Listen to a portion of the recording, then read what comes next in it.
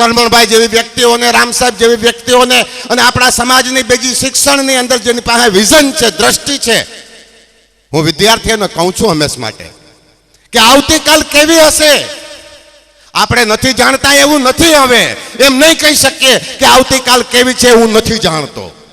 આપણા દીકરા અને દીકરીઓ માટે આવતીકાલનું શિક્ષણ એવું હોવું જોઈએ અને એ દિશામાં આપણે અભ્યાસ કરાવવો જોઈએ કે જે દિશામાં આ દેશનો ગ્રોથ આગળ વધતો હોય, આ દેશનો વિકાસ જે દિશામાં આગળ વધતો હોય એ અંગેનો અભ્યાસક્રમ તમે કરો તો હું ચોક્કસપણે માની શકું એમ છું કે ભણતર ભણ્યા પછી બહાર આવ્યા, ડિગ્રી લઈને આવ્યા અને મહિના દિવસની અંદર એના હાથમાં કામ હોય.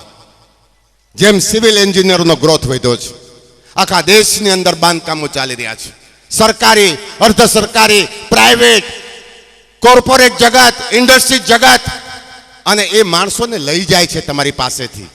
ત્યારે એકલા વિઝનથી, એક વિઝનથી આવતીકાલ કોઈ પણ યુવાનનું, આવતીકાલ કોઈ પણ વિદ્યાર્થીની કે આવતીકાલ આપણી દીકરી જ્યારે કોઈ અભ્યાસક્રમ કરતી હોય ને એની પાસે એક જ વિઝન હશે તો એક વિઝનને કોઈ હાથ પકડનારું તમને નહીં મળે. એને બદલે 1+1+1, જેની પાસે એક ડિગ્રી હોય, જેની પાસે બીજી ડિગ્રી હોય, જેની પાસે ત્રીજી આવડત હોય અને એક વ્યક્તિની અંદર 3 ખૂબી હોય તો એને તો અજાણ્યો વેપારી પણ, અજાણ્યો ઉદ્યોગપતિ પણ, અદાણી જેવા કે રિલાયન્સ જેવા કે અંબાણી ગ્રુપ જેવા એનો હાથ પકડીને પેકેજમાં એની પાસે લઈ જશે. આ વાતને સમજવા જેવી છે આપણે. અને એટલા માટે થઈને સમાજના શ્રેષ્ઠીઓ, સમાજના ભણેલા ગણેલા માણસો, દાતા રોડની બોર્ડિંગમાં ભણીને આગળ વધેલા અને સમગ્ર ગુજરાતમાં પથરાયેલા ભૂતપૂર્વ વિદ્યાર્થીઓ, આ બધા સાથે મળી અને આહિર સમાજના દીકરા અને દીકરીઓના અભ્યાસક્રમ માટે થઈને સમગ્ર સૌરાષ્ટ્રની અંદર એક જેહાદ જગાવીને ચાલી રહ્યા છે. જૂનાગઢની અંદર પણ આપણી પાસે એ વ્યવસ્થાઓ છે. ચિંતાનો વિષય છે, રામ સાહેબે કીધું તે કે દીકરાઓ માટેની વ્યવસ્થા આપણી પાસે આજે નથી અને છે દાતા રોડની બોર્ડિંગ તો કદાચ બંધ થઈ જાય એવી પરિસ્થિતિમાં આજે દાતા રોડની બોર્ડિંગ છે આપણી પાસે. ત્યારે ચિંતા તો કરીએ છીએ કે એના માટેની વ્યવસ્થા આપણે કરીએ. 15 કરોડ રૂપિયાને ખર્ચે આ કન્યાઓને અભ્યાસક્રમ માટે વાડલા ફાટક અને ટીંબાવાડીની અંદર આપણી સંસ્થાઓ કાર્યરત છે.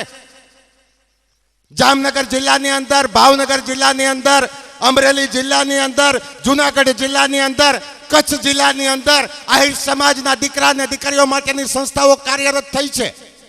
હું કહું તો એમ કહી શકું કે 1985 પહેલા જે સંસ્થાઓ હતી એના કરતાં 4 ગણી સંસ્થાઓ આપણે આહિર સમાજની સમગ્ર સૌરાષ્ટ્રમાં નવી બનાવી શક્યા છે. એમાં રાધનપુર પણ આવી જાય છે.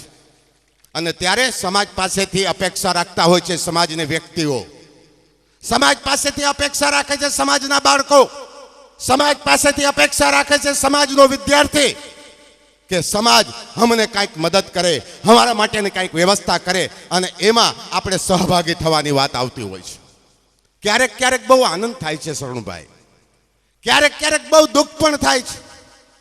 ક્યારેક ક્યારેક ચર્ચા કરતા કરતા આ સમાજના શ્રેષ્ઠીઓ અહીંયા બેઠા છે, બધા જિલ્લામાંથી આવેલા, ક્યારેક ક્યારેક તો એક કામ સંભાળનાર માણસ સમાજની પરેશાનીથી કામ છોડીને ઘેર જવાની તૈયારી કરતો હોય છે. એટલે એવા સમયે અમને ક્યારેક દુઃખ થાય છે કે આપણે શા માટે કરીએ છીએ. પણ જ્યારે સમાજનો શ્રેષ્ઠી જો થાકી જતો હોય, સમાજનો શ્રેષ્ઠી જો હારી જતો હોય અને સમાજનો શ્રેષ્ઠી સમાજ માટે રાત દિવસ જાગે ઉજાગરા કરે કામ કરનાર વ્યક્તિ, સમાજને વિઝન આપનાર વ્યક્તિ, સમાજના બાળકોના ભવિષ્યની ચિંતા કરનાર વ્યક્તિ જો થાકી જતો હોય ત્યારે સમાજની જવાબદારી બને છે કે એનો જુસ્સો અને જોમ ટકાવી રાખવું. ત્યારે એ વસ્તુ બનતી હોય છે, બાકી શક્ય નથી. આજે જૂનાગઢની અંદર કેવું ઘટવું મારે કેવા મને શરમ જરાય નથી. 15 કરોડ રૂપિયાનો ખર્ચ કરીને જે સંસ્થાઓ ઊભી થઈ છે એમાં સમાજનો ફાળો શરણભાઈ ગણીએ તો 1,36,00,000 રૂપિયાનો જ ફાળો છે. બાકીનો ફાળો છે એ 200 વ્યક્તિઓનો છે કે જેને જસુભાઈ ઓળખતા હોય, ક્યાંક શરણભાઈ ઓળખતા હોય, ક્યાંક લક્ષ્મણભાઈ ઓળખતા હોય, ક્યાંક રામ સાહેબ ઓળખતા હોય અને ફોન કરીને કે નટુભાઈ, જીવા બાપા, સમાજના બાળકોને તમારી જરૂર છે, તમે 1 કરોડ રૂપિયા તમારે અહીંયાથી આપવા પડશે, અને એણે આપ્યા હોય અને એવા દાનથી આપણે આ સંસ્થાઓના નિર્માણ કરી છે અને એ સંસ્થાઓ આપણે ચલાવીએ છીએ. આપણું ભવિષ્ય ઉજળું છે, આપણા બાળકોનું ભવિષ્ય ઉજળું છે, અને એટલા માટે થઈને ઉજળું છે કે સમાજની અંદર શિક્ષણની ભૂખ જાગી છે, સંસ્કૃતિ ઉપર ચાલવા માટેની ભૂખ જાગી છે.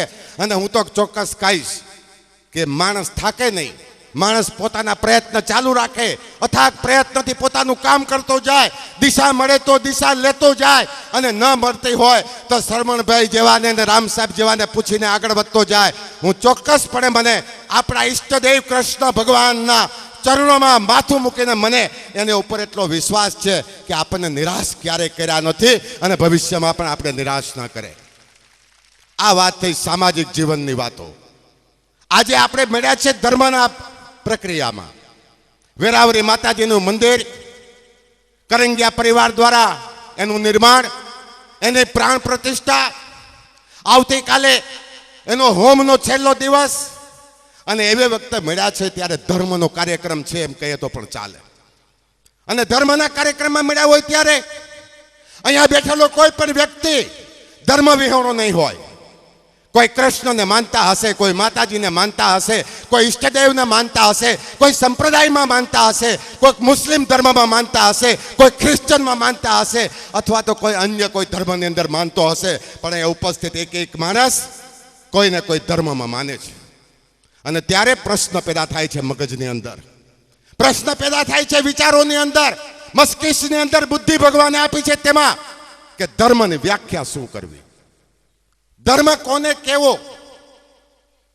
મુસ્લિમ કહે તેને ધર્મ કેવો, હિન્દુ કહે તેને ધર્મ કેવો, સંપ્રદાય કહે તેને ધર્મ કેવો. અને ધર્મની વ્યાખ્યા હર કોઈ ધર્મની અંદર અલગ અલગ પ્રકારે કરવામાં આવે છે. ત્યારે એક સામાન્ય માણસ તરીકે, પામર વ્યક્તિ તરીકે, પામર યુવાન તરીકે, એક સાંસારિક જીવનના આપણે બધા પ્યાદાઓ છે, એને મનમાં મૂંઝવણ થાય છે. હું ચોક્કસ પ્રમાણે આજ કહી શકું એમ છું, દાવા સાથે કહી શકું એમ છું કે આજે હિન્દુ ધર્મની અંદર માનનારો એક માણસ આ ધર્મની અંદર મૂંઝવણમાં મુકાઈ ગયેલો પડ્યો છે કે ધર્મ કેવો કોને. મેં મારા મગજની સાથે બહુ ગડમથલ કરી. ભગવાનના મંદિરમાં જઈને, માતાજીના મંદિરમાં જઈને પ્રાર્થનાઓ સાથે વિનંતી કરીને એમ પણ વિનંતીઓ કરી કે અમારા મગજમાં કંઈક ઉપાય બતાવ.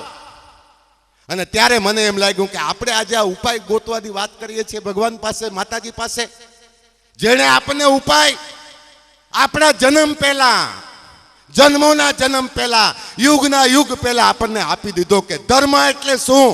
તો કે ધર્મ એટલે નીતિ, અને નીતિ એટલે ધર્મ. ધર્મની બીજી કોઈ વ્યાખ્યા ન હોઈ શકે. ધર્મએ તમને બે નીતિ શીખાડી છે, નીતિ. ધર્મએ તમને બંધન આપ્યું છે, ધર્મએ તમને લક્ષ્મણ રેખા આપી છે, ધર્મએ આપણને બધાને મર્યાદા આપી છે. ધર્મએ આપણું જીવન કેમ જીવવું એનું ડગલે ને પગલે, માના ઉદરમાં જ્યારે ગર્ભ રહે બાળકનો, એમાં જીવ આવે ત્યારથી માંડી એનો જન્મ થાય, એ કામ કરે, એનું જીવન પૂરું કરે, અને સ્મશાને જ્યારે છેલ્લો શ્વાસ લઈને જાય ત્યાં સુધીના ડગલાના પગલા માટે ધર્મએ આપણને એક જીવન જીવવા માટેની પદ્ધતિ આપી છે. આપણે કેટલી અનુસરીએ છીએ એને. હિન્દુ ધર્મના એક વ્યક્તિ તરીકે, આહિર સમાજના એક વ્યક્તિ તરીકે, કૃષ્ણ ભગવાનના એક વારસદાર તરીકે, વેરાવરી માતાજીના એક ભક્ત તરીકે આપણે ધર્મને માનીને ચાલીએ છીએ ખરા? આપણે કેટલી લક્ષ્મણ રેખાઓ ઓળંગીએ છીએ. ઘણી બધી ચર્ચાઓ થાય છે બધાની સાથે. મોરારી બાપુ જોડે ચર્ચા થઈ, રમેશભાઈ ઓઝા જોડે ચર્ચા થઈ, કોઈ સંત મળે, શિરોમણી મળે તો એમની જાણ સાથે પણ અમે વાત કરીએ છીએ. અને કોઈ પણ મૂંઝવણ વિના બિનદાસ રીતે પ્રશ્ન પૂછી અને એનું ઉકેલ ગોતવાના અમારા પ્રયત્ન રહ્યા છે. ત્યારે અમે એને પણ પૂછ્યું છે કે શું કરવું જોઈએ. આપણા ધર્મના શાસ્ત્રોએ, આપણા ધર્મની ગીતાએ, આપણા સંપ્રદાયના પુસ્તકોએ, આપણા મહાલેખ રામાયણ અને મહાભારત અને ભાગવતે આપણને કંઈક ને કંઈક આપવાના પ્રયત્ન કર્યા છે. અને એમાં આપણને એમ કીધું કે તું તારી મર્યાદામાં જીવ. આપણે એમ કહી શકીએ કે સીતાજીએ જો લક્ષ્મણ રેખા ઓળંગી ન હોત તો, કૌરવો અને પાંડવોની વચ્ચે દ્રૌપદીને જ્યારે મૂકવામાં આવી અને કૌરવોએ એની મર્યાદા ઓળંગી ન હોત તો, મર્યાદા ઓળંગીને જ્યારે ચાલવાની કોશિશ કરીએ, કોઈનો પણ પૂછ્યા વિના, કોઈનો અભિપ્રાય લીધા વિના, કોઈની સાથે વાર્તાલાપ કર્યા વિના, મસ્કિસની સાથે પણ ચર્ચા કર્યા વિના ઉતાવળું પગલું ભરી અને કુંડાળાની બહાર પગ મૂકી દઈએ અને પછી સમસ્યાઓનો સામનો કરવાનો આવે ત્યારે આપણે ફરિયાદ કરીએ છીએ. સમાજ ફરિયાદ કરે છે. પરિવારનો એક બાળક પરિવાર માટે ફરિયાદ કરે છે. પરિવારનો એક યુવાન મા બાપ માટે ફરિયાદ કરે છે. એનો મા બાપ બુઝુર્ગ એના દીકરા માટે ફરિયાદ કરે છે. અને કદાચ ધર્મની વ્યાખ્યાની અંદર જો આ વસ્તુ આવતી હોય ત્યારે વિચાર કરવાનો પડે આપણને કે જો ધર્મને આપણે આટલો માનતા હોઈએ, ધર્મની મર્યાદાને આપણે સમજતા હોઈએ, હું કોણ છું, મારો બાપ કોણ છે, મારું કુળ કોણ છે, મારો ઈષ્ટદેવ કોણ છે, એને જો હું માનતો હોઉં તો પછી એણે જે ગીતાનું જ્ઞાન આપણને આપ્યું છે, ગીતા મારફત આપણને જીવન જીવવાની પદ્ધતિ આપી છે, એમાં હું ક્યાં છું એ તો મારે વિચાર કરી લેવો જોઈએ. આપણે વિચાર કરતા નથી. અને કદાચ શિક્ષણ વધ્યું છે, ભૌતિક સુખ વધ્યું છે, સગવડતા વધી છે, આર્થિક વિઝન નાણાકીય ક્ષમતા વધી છે, વ્યવસ્થાઓ વધી છે. આ બધું વધુ હોવા છતાં પણ આપણા બુઝુર્ગ લોકો એમ ફરિયાદ કરે છે કે આજે કોઈને કહેવા જેવું નથી. કેમ? તો કે મર્યાદા રહે એમ નથી. આજે સંસારમાં જીવતા આપણે બધા ક્યાંક ને ક્યાંક મર્યાદા ઓળંગી જઈએ છીએ. અને મર્યાદા જ્યારે ઓળંગીએ ત્યારે કોક ને કોક વ્યવસ્થા પડી ભાંગતી હોય છે, એનો સામનો કરવાનો આવતો હોય છે, જે આપને કષ્ટદાયક સાબિત થાય છે. આ સમાજમાં કાંઈ ઘડતું નથી. હા, જ્યારે રાજનીતિની થોડીક વાત થઈ છે તો કરું કે રાજનીતિમાં ઘટે છે. 4 ધારાસભ્ય છે, 4 હોવા કેટલા જોઈએ? સમગ્ર સૌરાષ્ટ્ર અને ગુજરાતમાં થઈને 12 મત વિસ્તાર એવા છે કે એમાં આહિર સમાજ જ ધારાસભ્ય હોઈ શકે. આપણે નથી કરી શકતા. વાત રે અહીંયા ભાજપ કે કોંગ્રેસના આગેવાનો. હું કોંગ્રેસમાં હોય તો મને સમાજ એમ કે કોંગ્રેસના મોટા આગેવાન છે અમારા સમાજના. ભાજપ વ્યક્તિ હોય તો એમ કે ભાજપમાં અમારા સમાજનો ફલાણો આગેવાન મોટો છે.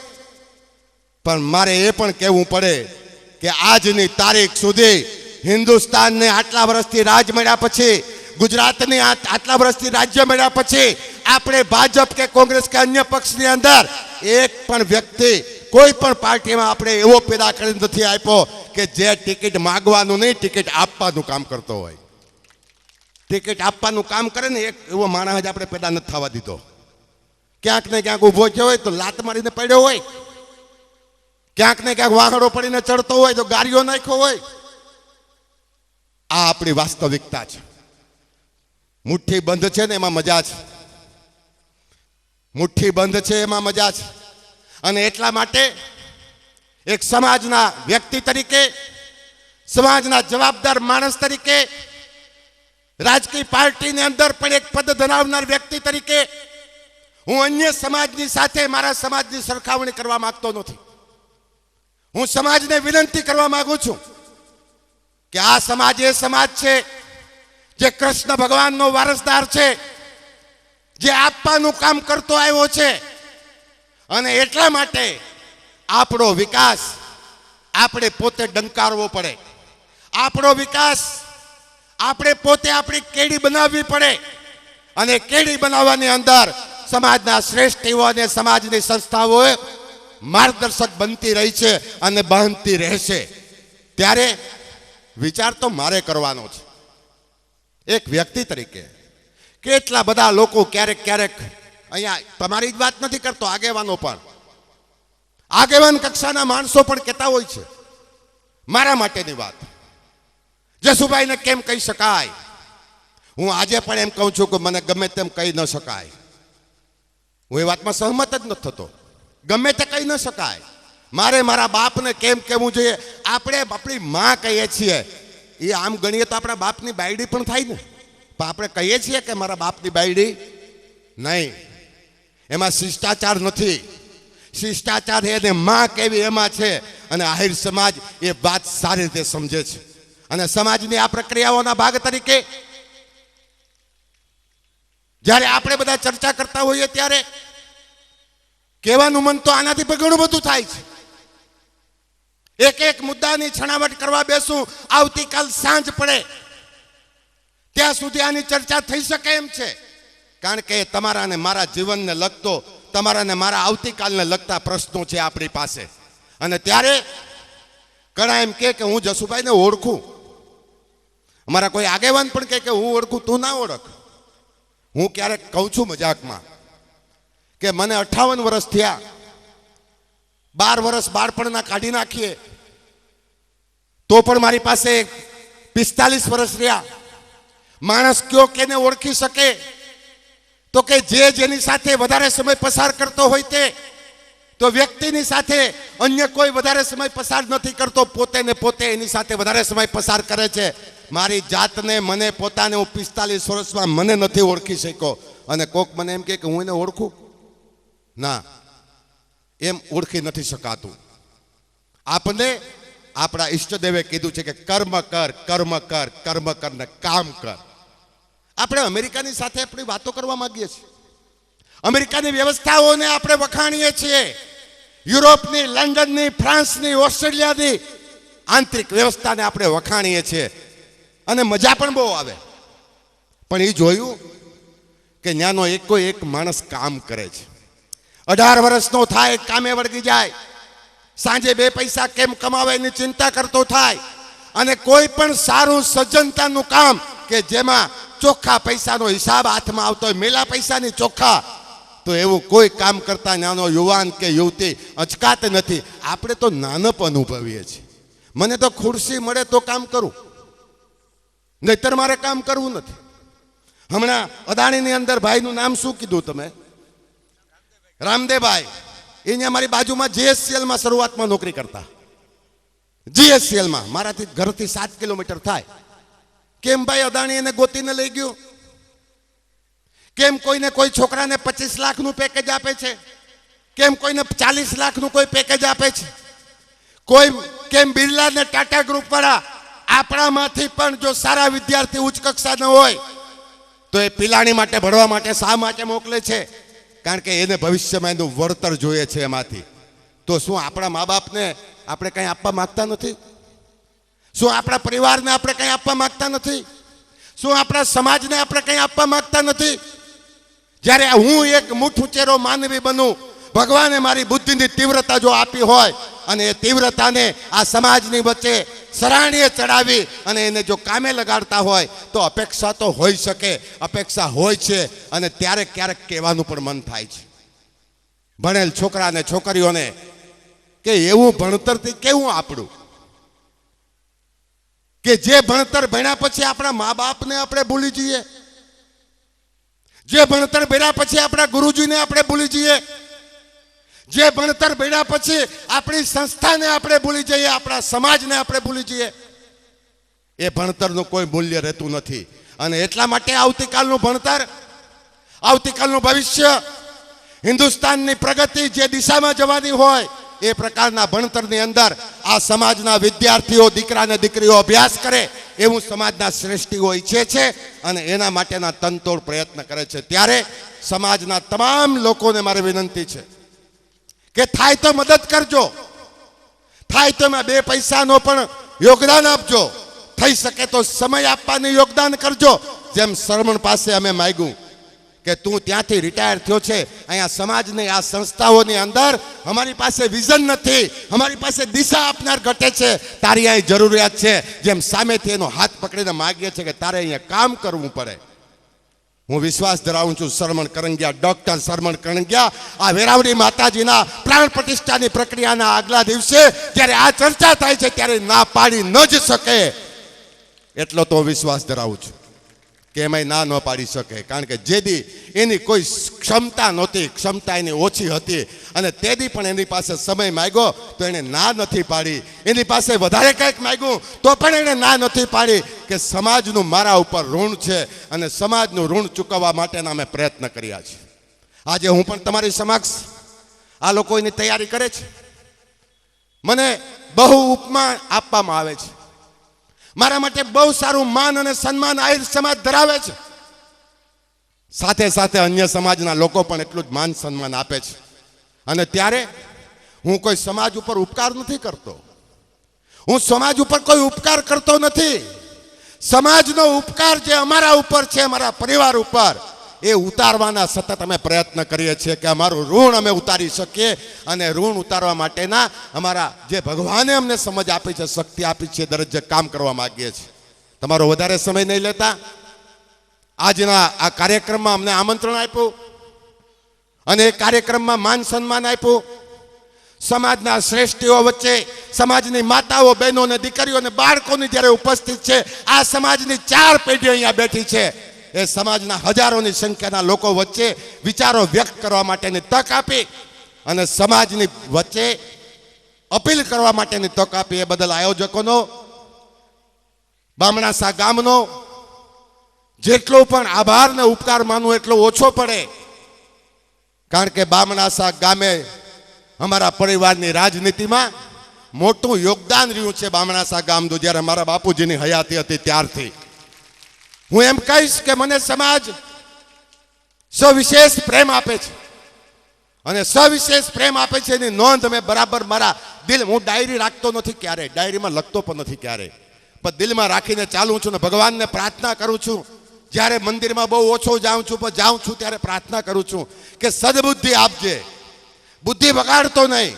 અને બુદ્ધિ જ્યાં સુધી કામ કરશે ત્યારે એટલું તો કહી શકું કે મને એમ થાય કે ઓલું ઉખેડીને નાખી દેવું છે તો એને કોઈ રોકી ન શકે, ઉખેડી નાખી દો ગમે ત્યાંથી. બધું સામે આવે તોય કાંઈ બાકી ન રાખી શકાય. મગજમાં હુજવું જોઈએ અને ઉપરવાળો કૃષ્ણ ઈષ્ટદેવ મગજમાં હુજારવો જોઈએ. અને એટલા માટે ભગવાનના મંદિરમાં જાય તો માગીએ નહીં, પણ ભગવાનને પૂછીએ કે હે મારા ઈષ્ટદેવ, હું તારું પ્યાદું તારી સમક્ષ આવ્યો છું. આ સમાજ વચ્ચે કાંઈ કામ તારે કરવાનું હોય અને મારા માધ્યમથી કરવાનું હોય તો મારા મગજમાં એ વિચાર આપજે, જેથી કરી અને હું સમાજની વચ્ચે કાર્યને આપી શકું. એવી વિચારધારાથી મારું જીવન જીવું છું અને એમાં તમે મને સાથ અને સહકાર હંમેશ માટે આપ્યો છે. એ બદલ આપ સૌનો 2 હાથ જોડી વંદન કરી આભાર માનીને હું વિરમું છું. બોલ કૃષ્ણ કનૈયા લાલ કે.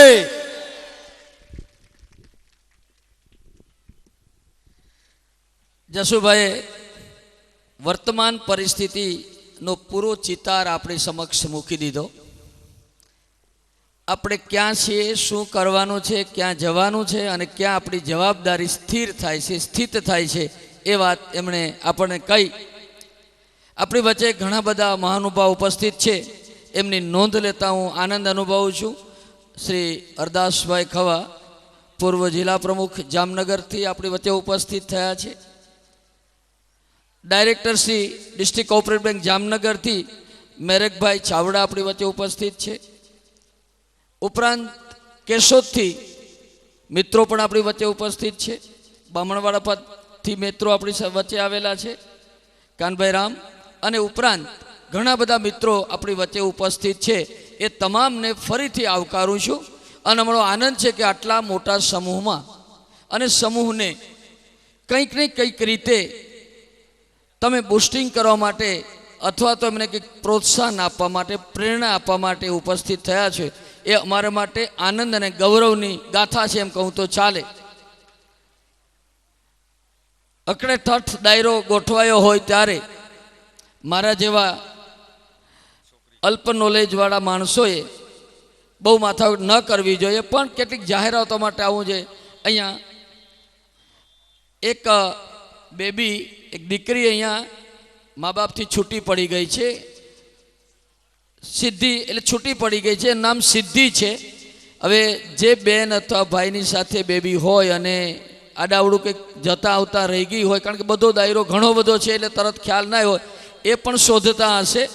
અને હા, આવે છે એટલે બહુ સવાલ નથી,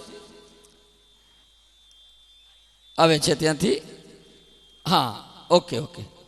હવે અહીંયા આપણે કલાકારોને સાંભળવાના છે, એમને માણવાના છે, આપણે કંઈક શીખવાનું છે. એ માટે કલાકાર વચ્ચે ઉપસ્થિત છે, આપણે તેમને આવકારીશું.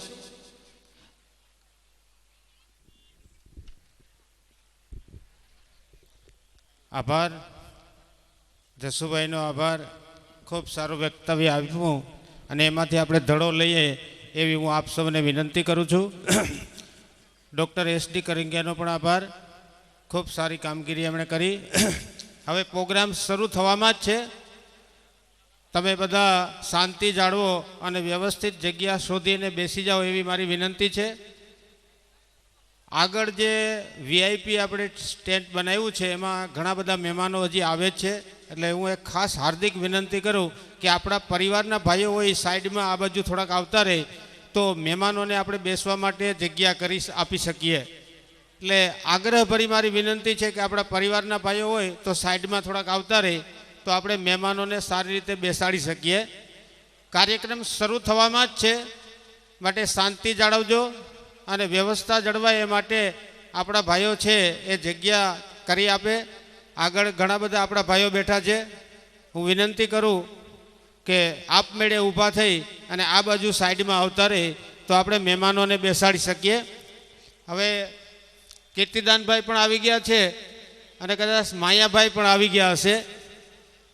જો આવી ગયા હોય તો સ્ટેજ ઉપર પધારે તે આપણે એનું મોઢું જોઈ લઈએ, થોડીક શાંતિ થઈ જાય કે ખરેખર આવી ગયા છે.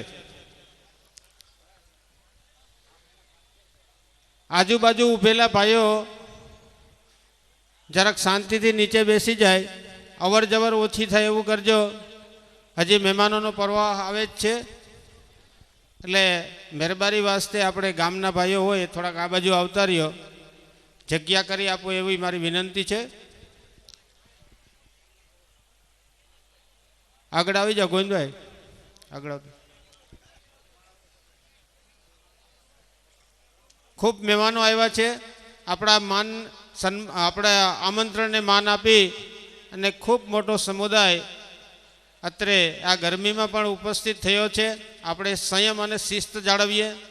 ખાસ કરીને પરિવારના ભાઈઓ મદદ કરે તો જ આપણે કાર્યક્રમ સરસ રીતે યોજી શકશું. એટલે હા, બહેનોની પાછળ ઊભેલા પુરુષો આમ આ બાજુ આવી જાય. બહેનોની પાછળ ઊભેલા પુરુષો આ બાજુ આવી જાય. એ બાજુ ચાના અને પાણીના સ્ટેન્ડ પણ છે. બહેનોની પાછળ ઊભેલા ને આગળ બહુ ભાઈઓ ન આવે એવી મહેરબાની તમારી. આ લોકમેળો નથી, લોક ડાયરો છે. લોકમેળો આપણે નથી રાખ્યો, લોક ડાયરો રાખ્યો છે.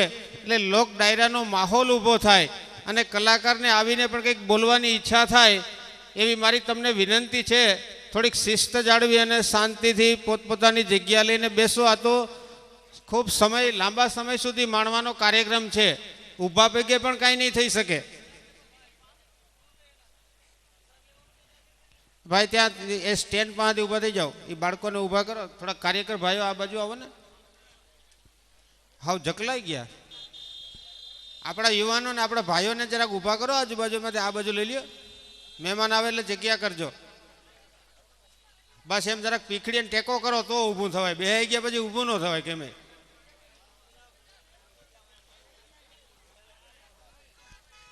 હવે આપણે કલાકારો લગભગ આવી ગયા હવે અવાજ આવે છે કે નહીં? વધારે તો સારું ને કે આપણે આપણું હાંકીએ. બીજું હું એને જો એનો વિચાર ન હોય તો આપણે આપણું ફોડી લઈએ એમ છીએ. એટલો આ ડાયરો